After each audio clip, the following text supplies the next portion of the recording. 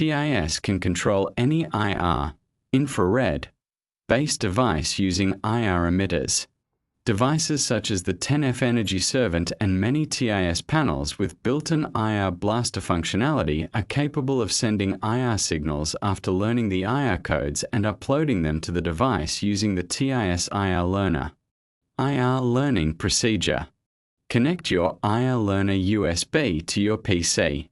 In the software, select the module with the IR emitter from the list and double-click it. Go to the Auto IR Emitter tab. In the Upload Code to Current IR section, click Learn IR. Follow these steps to learn IR codes. Step 1. Select the COM port assigned to your USB IR Learner. Step 2. Press Ready for Learn the code. You will notice that the IR Learner device LED stays steadily on. Step 3. Hold your device remote close to the IR Learner window and learn the first code, for example, Smart Toilet, Rear Cleaning. Once the code is learned successfully, it will appear in the window. Step 4. Test the learned code by pressing Try. Point the IR Learner window toward the Smart Toilet device and press Try to confirm the device responds. If the device does not react, repeat Step 3. Step 5. If the code works correctly, upload it to your computer database. If this is the first time learning this device brand and model, press Device Setup, enter the device brand and model, then press Save. Select the device, enter a comment for the code, and press Upload to database. Repeat the same steps for all other functions such as flip cover, front cleaning, dryer, big flush, stop, and others. Uploading IR codes to the IR emitter. After learning all codes, close the window and enter your IR input numbers. From IR number 1 to IR number 9, upload each code to a different location one by one. Then press Send IR to test and confirm that the IR emitter is controlling the device.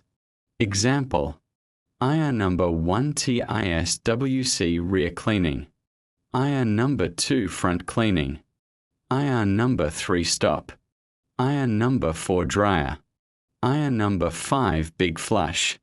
Continue selecting each IR number and uploading its related code until all functions are assigned. You can also select another TIS device with an IR emitter in a different room and upload the same database to it. Backing up IR codes. You can back up your IR codes and use them on another computer, so you do not need to relearn all codes for future projects. To backup, go to Learn IR Code. Click Data Backup and Restore.